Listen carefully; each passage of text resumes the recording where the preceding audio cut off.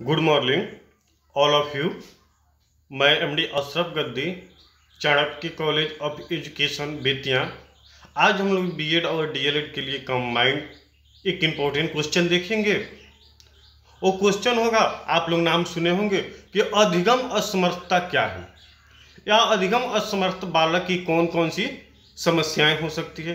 ऐसे भी क्वेश्चन पूछ सकता है। ऐसे भी क्वेश्चन को पैटर्न जो होगा उसको चेंज कर सकता है, अथवा में ये भी पूछ सकता है कि अधिगम असमर्थता में डिसलेक्सिया, डिस्ग्राफिया, डिस्कैलकुलिया से आप क्या समझते हैं, और इससे ग्रसित बालक की कौन कौन सी समस्याएं हो सकती है।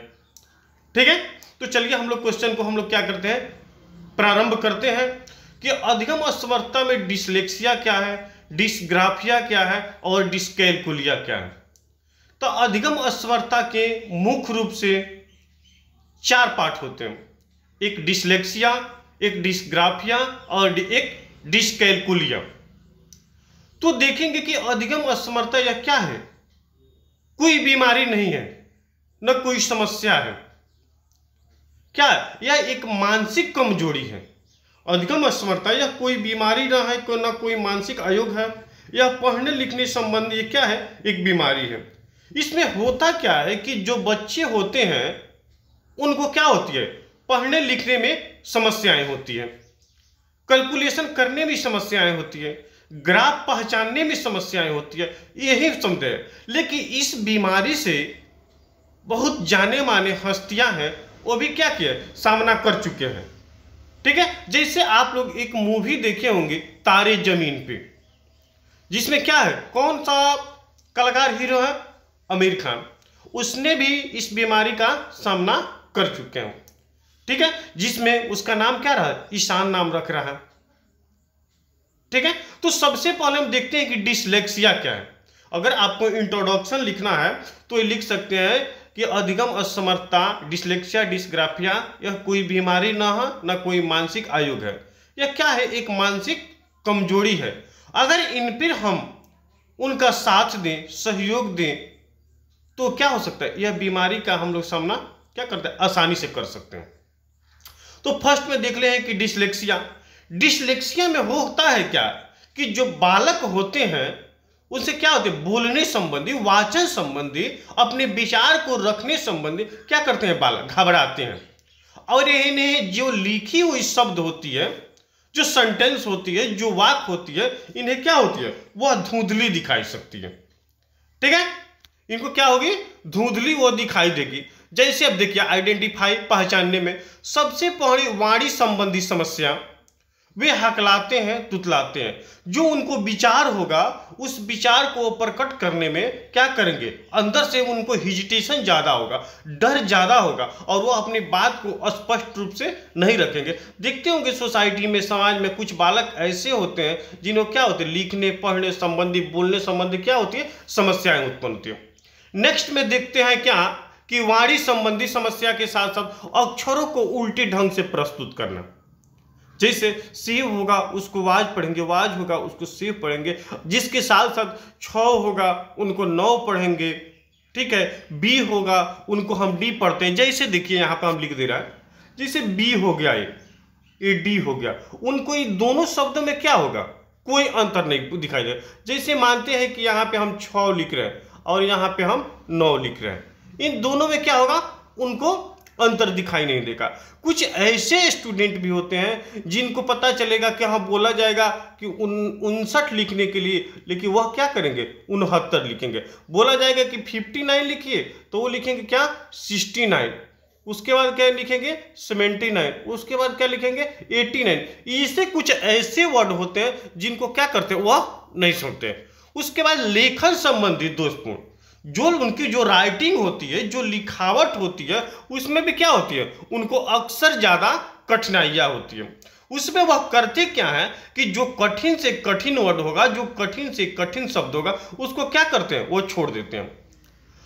उसके साथ साथ जो पुनरावृत्ति करते हैं, पढ़ते हैं, लिखते, पढ़ते हैं, रीडिंग करते हैं, उसमें भी उनकी जो गति होती है वह क्या होती है, बिल्कुल धीमी होती है। ठीक है, उनके साथ साथ जो उनकी सोच होगा, जो अल्पकालीन, अल्पकालीन का मतलब हो कि थोड़ी समय के लिए कोई चीज को सोचते हैं, करते हैं, तो कितने ज्यादा, बहुत ज्यादा समय के लिए, थोड़े समय के लिए क्या करते हैं, वह करते हैं। लिखी हुई शब्दों को समझने में कठिनाई। अब जैसे हम यहाँ पे बोल रहे थे कि लिखी हुई शब्दों की कठिनाई, तो हम लोग यहाँ पे बोले 6 तो उनको समझ में आएगा 9, वहां पे जैसे लिखा गया 3 तो वो समझेंगे क्या 6। ऐसे ऐसे जो क्या होगा, उनको जो सेंटेंस होगा उसमें भी उनको क्या होगी, कठिनाई होगी। क्रिया से पहले चिंतन की कमी। जब कोई कार्य किया जाता है तो उसके लिए हमारे पास थिंकिंग पावर होती है, हमारे मेंटलिटी में उसके लिए वर्ड होते हैं, सेंटेंस होते हैं, शब्द होते हैं, लेकिन वैसे बालक के पास क्या होते हैं, ये सारी एक्टिविटी नहीं होते। उसके बाद एडजस्टमेंट की प्रक्रिया, एडजस्टमेंट समायोजन की प्रक्रिया, वो अच्छे और बुरे कुछ नहीं समझते हैं, आपसी लगाव अच्छा नहीं रखते हैं, अच्छा विद्यालय में, सोसाइटी में, समाज में ये सारी क्या करते हैं। उसके साथ साथ उनकी जो टोन होती है, अभद्र भाषा का वो क्या करते हैं, प्रयोग करते हैं। लेकिन देखिए इसका कारण मेन क्या है कि एक तंत्रिका तंत्र होती है, जो ब्रेन होता है, जो हेड होता है, उसमें क्या होते हैं, कुछ नस होते हैं, वो नस से संबंधित होती है। उसके साथ वंशानुक्रम भी हो सकता है, उनके परंपरा, उनके पुराने, उनके परिवार के जो माता पिता होंगे या कुछ लोग होंगे जो उस बीमारी से ग्रसित होंगे, वो भी हो सकती है। निर्धनता की कमी के कारण भी हो सकता है कि उनकी जो आवश्यकता होती है, वो आवश्यकता क्या होती है, पूर्ण रूप से नहीं हो पाती है। उसके साथ साथ हम देखते हैं कि निदान के लिए, कि पारिवारिक इतिहास का अध्ययन के लिए तथा उनके भाषा, वर्तनी, उच्चारण, बौद्धिक स्मृति संबंधी परीक्षण का व्यवहार कीजिए और सूक्ष्म निरीक्षण कीजिए। अगर हम ऐसे बालक को हम क्या करते हैं, ज़्यादा सहयोग देंगे, उनकी समस्या को समझेंगे, सुनेंगे, तो ये सारी प्रक्रियाएं क्या होगी, ये धीरे धीरे समाप्त हो सकती है। ठीक है। इसके साथ साथ होता है कि वो ऐसे बालक होते हैं जो लंबी दिनों से, लंबी कारणों से वो बीमारी से क्या होते हैं, ग्रसित होते हैं, जिसके कारण उनके जो संतुलन होता है, जो भोजन होता है, जो पौष्टिक आहार होता है, जो वातावरण होता है, अच्छा से नहीं मिल पाता है और इस बीमारी का वो सामना करते हैं। इन्हें अक्सर आवश्यकता की क्या होती है, जरूरत होती है, सहयोग की जरूरत होती है। ये देखें, ये डिसलेक्सिया था। डिसलेक्सिया में क्या, अगर आपसे कोई पूछे तो डिसलेक्सिया में क्या, अक्सर वाचन, बोलने संबंधी। अगर सेकंड पार्ट हम जा रहे हैं, डिस्ग्राफिया में जा रहे हैं, तो डिस्ग्राफिया में क्या होता है, डिस्ग्राफिया में अधिगम असमर्थता का कारण लिखने संबंधी होता है, ग्राफ संबंधी होता है। ठीक है। इस स्टेजेज में बच्चा क्या होता है, डिस्ग्राफिया में जो लिखावट होती है उसको, लिखी हुई चीज को समझने में, जैसे लंबाई, चमड़ाई, ऊंचाई, मोटाई, छोटा बड़ा, ठीक है, ये सारी चीज को क्या सकते हैं, वो नहीं समझ पाते हैं। ठीक है। त्रिभुज, चतुर्भुज, आयत, वर्ग, ये सारी चीज क्या होते हैं, उनको समझ में नहीं आता है और लिखने संबंधी इनको ज्यादा उसमें क्या होती है, कठिनाइयां होती है। वो तथा वर्तनी तथा विचारों को क्या करना है, समझने में भी समस्या। जब इनको त्रिभुज छोटा सा रहेगा तो इनको बड़ा दिखाई देगा, चतुर्भुज छोटा रहेगा तो बड़ा दिखाएगा, लंबाई नहीं बुझाएगा, चौड़ा, ये सारी समझिया इनको समझ। उसके साथ साथ देखने की कलम जो पकड़ने का जो तरीका होता है, जैसे हम लोग कलम से लिखते हैं सीधा, ठीक है, तो क्या करेंगे, उल्टा लिखेंगे। ठीक है। उसके बाद उनकी जो नोक होती है नीचे की तरफ, तो उसको क्या करेंगे, ऊपर की तरफ। अक्षरों को समझने में भी कठिनाई होगा। शब्द वाक्यों के बीच कितने अंतराल होने चाहिए, जैसे मानते हैं कि हम यहाँ पे लिखें 6, तो अगर यहाँ पे हम 9 लिखेंगे तो क्या होगा, सुटेबल नहीं। अब 6 के बाद हम 7 लिखते हैं, उसके बाद 8 लिखते हैं, तो इनके अंदर जो डिस्टेंस होना चाहिए, वो डिस्टेंस को वैसे बालक क्या करते हैं, नहीं समझते हैं। उसके बाद वाक्य जो होता है, जो शब्द होता है, उसको भी छोड़कर वो क्या करते हैं, पुनरावृत्ति करते हैं। ठीक है। ये क्या था, डिस्ग्राफिया था। डिस्ग्राफिया में क्या होता है कि ग्राफ संबंधी, लिखावट संबंधी समस्या, यह भी क्या प्रक्रिया जो होती है वंशानुक्रम हो सकती है। उसका समाधान भी हो सकता है कि हम एक ही चीज को हम बार बार क्या करें, लिखने का अभ्यास कराएं, तभी समस्या का निदान निकल सकता है। कुपोषण की वजह से भी हो सकता है, अल्पोषण की वजह से होता सकता है, आप उनके आर्थिक स्थिति कमजोर होने की वजह से हो सकता है। ठीक है। लेकिन ऐसे बालक की जो संख्या होती है 100 में कितनी होती है, मात्र 2 से 4% होती है। लेकिन छोटा जब बच्चा होता है हम उनकी एक्टिविटी को देखकर हम पूर्ण रूप से प्रकट नहीं होता है। यह प्रक्रिया 10 से 15 वर्ष के 5 से लेकर 15 वर्ष तक के बच्चों में अक्सर ज़्यादा पाई जाती है। उसके बाद हम देखते हैं डिस्कैलकुलिया। अब डिस्कैलकुलिया की बात करते हैं तो इसमें होता है क्या, कैलकुलेशन। अब कैलकुलेशन क्या होता है, जैसे गणितीय कार्य का, जैसे हम लोग तारे जमीन पे मूवी देखें, उसमें आमिर खान था, उसका क्या था, जिसका नाम जीशान था, वह बच्चा क्या किस चीज से ग्रसित था, कैलकुलेशन से संबंधित ग्रस्त है। क्या था, वह कैलकुलेशन करने में क्या होती थी, उनको असमर्थता थी। यहाँ तक कि अभिषेक बच्चन है, उनको भी डिस्कैलकुलिया से छोटी सी अवस्था में स्टेज में डिस्कैलकुलिया से ग्रसित था। इसमें क्या होता है, उनको गणितीय कार्य जो होता है उसमें अक्सर समस्याएं होती हैं। इस रोग से बाधित बच्चे शीघ्र नहीं पहचाने जाते हैं। इन बच्चों को गणितीय कार्य योग्यता कम होती है और ये बच्चे जोड़ घटाव गुणा भागा करने में अत्यधिक देर करते हैं तथा माता पिता इन्हें सुस्त आलसी भी कहते हैं और गणित के अतिरिक्त अन्य विषयों में भी इनका कार्य क्या होता है, ठीक होता है। जिसे यहाँ पे देखिए डिस्कैलकुलिया में कुछ बालक ऐसे होंगे कि जिनका क्या होगा, जो गणितीय कार्य होगा, कैलकुलेशन संबंधी जोड़ घटाव गुणा भागा इत्यादि ऐसे वर्क करते हैं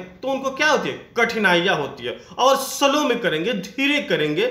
लेकिन वहीं इस सब्जेक्ट को छोड़कर दूसरे सब्जेक्ट में उनकी जो क्या होगी, पकड़ होगी, जो पावर होगी, इंटेलिजेंट होंगे, लेकिन इसमें क्या होता है, वो सुस्त होते हैं। अब देखिए इनका लक्षण क्या है।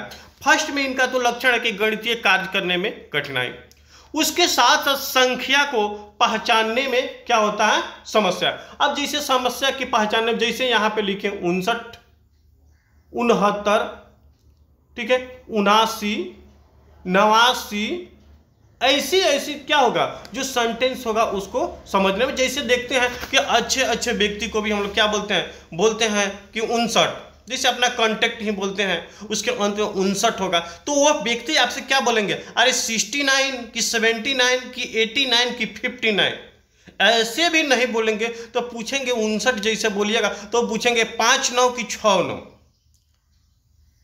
ठीक है। तो गणित से कैलकुलेशन में क्या होते हैं, जो संख्या होते हैं, जो क्रम होते हैं, उसके क्या होते हैं, समझने में उनको असमर्थता होती है। उसके बाद आकृति भेद की समस्या।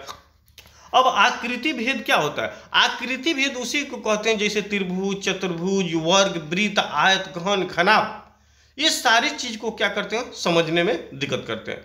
उसके साथ साथ जो होते हैं, जो किसी चीज का फॉन्ट साइज होगा, जैसे छोटा बड़ा, उस फॉन्ट को भी समझने में इनको क्या होगा, कठिनाई होगा।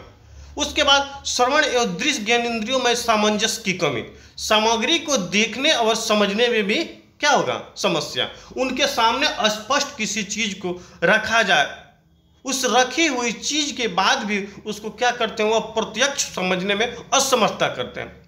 उसके साथ साथ उनके पास होता है कि समय, दूरी, गहराई। जब हम गणित पढ़ते हैं, मैथ पढ़ते हैं, तो उसमें क्या होता है, लंबाई, चौड़ाई, ऊंचाई, गहराई, दूरी, ये सारी जो डिस्टेंस होते हैं, उस डिस्टेंस में ये डिफरेंस भी क्या करते हैं, अच्छा से कर नहीं पाते हैं। उसके बाद देखते हैं गणितीय संप्रदायों में स्मरण करने, धारण करने में पुनः स्मरण करने की कठिनाई, किसी चीज को बोलने, समझाने, जानकारी रहने के बावजूद भी उसको क्या करते हैं, नहीं कर पाते। अंतिम में देखते हैं कि रुपया पैसा लेन देन संबंधी घटना। अगर उनको पैसा दे दिया जाए, थोड़ी सी पैसा दे दिया जाए, ठीक है, उसमें छोटा और बड़ा दोनों रुपया मिला कर दिया जाए, तो उसको क्या करते हैं, वह नहीं कर पाते। उसके साथ साथ देते हैं इन बच्चों के लिए गणित का अभ्यास का प्रयोग किया जाए, खेल विधि, प्रश्नोत्तर विधि, वास्तविक जीवन अनुभव के माध्यम से सिखाया जाए, तो क्या हो सकता है, ये समस्या धीरे धीरे समाप्त हो सकती है। उसके बाद देते हैं ध्यान का अभाव, अति क्रियाशील। ऐसे बालक, ऐसा बात नहीं है कि बिल्कुल कमजोर होते हैं, ऐसे बालक अत्यधिक क्या होते हैं, क्रियाशील होते हैं। कक्ष में देखते हैं कुछ इससे ग्रसित बालक ऐसे भी होते हैं कि अगर उनको कोई सेंटेंस, शब्द बोला जाता है तो क्या करते हैं, वो फास्ट में बताते हैं, उनके पास धैर्य नहीं रहती है, ठीक है। वो अपने बारी अब का क्या करते हैं, इंतजार नहीं करते हैं। पढ़ने समझने में भी क्या होते हैं, उनको दिक्कत होती है। कोई कोई बालक होता है इतना एक्टिव होता है कि वो क्या करते हैं, बिना पूछे हुए बताए कही गई बातों को पूरा न सुनना, जिसको हम क्या बोलते हैं, अति क्रियाशील, धैर्य की कमी। अगर आप कक्षा कक्ष में कोई बात पूछ रहे हैं, कोई चीज पूछ रहे हैं, तब तक क्या करेंगे, बिना सुने हुए उसका वो स्पष्ट जवाब देंगे। निर्देशों का ठीक से पालन नहीं करना, जब तक आप किसी चीज को सुनिएगा नहीं, समझिएगा नहीं, तब तक उसका पालन नहीं कर पाएंगे। दाएं बाएं में कठिनाई, लेफ्ट राइट में कठिनाई कि हाँ लेफ्ट कौन है राइट कौन है, वो दिशा संबंधी कठिनाई, उत्तर दक्षिण पूरा पश्चिम इत्यादि कुछ नहीं समझना। कार्य खेल आदि में ध्यान की कमी, वो अगर किसी कार्य को उनको सौंप दिए, जिम्मेवारियां सौंप दिए, लेकिन उसको भी वो करने में क्या करते हैं, असमर्थता करते हैं। ठीक है, कार्य करने वाली सामग्री कलम पुस्तक कॉपी किताब इत्यादि विद्यालय जाने के बावजूद भी वो क्या करेंगे, उसको घर पर छोड़ देंगे। ऐसे ऐसे बच्चे होते हैं, उनके साथ साथ उनकी जो सामग्री होती है वह भी ज्यादा उनको क्या होते हैं, भूलने की समस्या होती है। ठीक है, ये क्या है, ध्यान की कमी होती है। अति क्रियाशील, आवश्यकता से ज्यादा क्रियाशील, तेजी रखना। ठीक है, इन्हें हमेशा बेचैनी बनी रहती है। कक्षा कक्ष में, विद्यालय में किसी एक निश्चित स्थान पे क्या होते हैं, वह नहीं बैठ पाते हैं। हमेशा वो क्या करेंगे, जो कक्षा कक्ष में उनको जो सीट होगा उस सीट को हमेशा चेंज करते रहे। हाथ पैर की जो अंगुलियां होती है उन अंगुलियां को क्या करते हैं, हमेशा हिलाते रहेंगे, चलाते रहेंगे। ठीक है, उसके बाद कक्षा में अलग अलग सीटों पे बैठना। उसके बाद होता है क्या कि सभी के साथ एक साथ व्यवहार नहीं करना, समान बात नहीं मानना, हमेशा लड़ाई झगड़ा एक दूसरे से करते रहना। ठीक है, उसके बाद होता है आवेगात्मक, धैर्य की कमी, धैर्य। ठीक है, प्रश्न समाप्त होने से पूर्व ही क्या करते हैं, और अपने प्रश्न पूछ देते हैं, अपनी बारी का इंतजार न कर पाते हैं, दूसरे को बात को सुने बिना बीच में क्या करते हैं, काट देते हैं। ऐसे जो बालक होते हैं, ऐसे बालक को क्या करना चाहिए, हमेशा किसी भी कार्य के प्रति उनको क्या करना चाहिए, लगाव झुकाव लग रखना चाहिए, उसको अच्छे से समझाना चाहिए। ठीक है, ऐसी ऐसी प्राकृतिक डिस्लेक्सिया डिस्ग्राफिया से बालक से की समस्या है। और यहाँ पे आप उसको मीनिंग लिखिएगा तो ये लिख सकते हैं कि ये अधिगम असमर्थता डिस्लेक्सिया डिस्ग्राफिया यह कोई बीमारी नहीं है, ना कोई मानसिक कमजोरी है। दुनिया के ऐसे बहुत जाने माने हस्तियां हैं जो इनकी क्या करिए सामना कर चुकी हैं। ठीक है, पर उसके बाद हम लोग इंट्रोडक्शन देखें कि डिस्लेक्सिया डिस्ग्राफिया से ग्रसित बालक को खास तौर पर ध्यान, समय और साथ की जरूरत होती है। फिर ये सारी क्या चीज धीरे धीरे ठीक हो जाती है। ठीक है, तो आज हम लोग एक क्वेश्चन देखें, ये इंपॉर्टेंट क्वेश्चन था कि अधिगम असमर्थता क्या है और अधिगम असमर्थ बालकों की कौन कौन सी समस्याएं होती है और उस समस्या का निदान क्या होता है।